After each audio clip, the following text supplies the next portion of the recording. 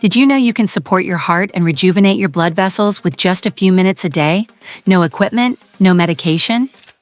In today's video, I'll show you a simple method that stimulates your circulatory system and activates natural regeneration.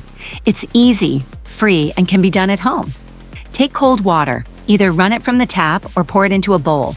Now, place one hand under the cold water stream or into the bowl for about 30 seconds. When you start to feel intense cold or discomfort, switch to the other hand. Repeat this alternation for about 2 to 3 minutes. This simple exposure to cold water activates microcirculation, the tiny blood vessels responsible for delivering oxygen and nutrients to tissues. By stimulating the system, you're essentially giving your heart and blood vessels a mini wake-up call. So what happens as a result?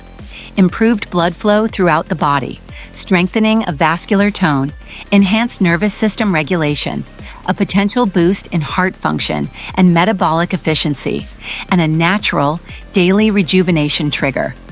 You're helping your body build resilience with nothing more than cold water and a few minutes a day. Try it daily and let your circulatory system thank you in the long run. Don't forget to like, subscribe, and turn on notifications for more simple health hacks backed by real science. Stay healthy, naturally.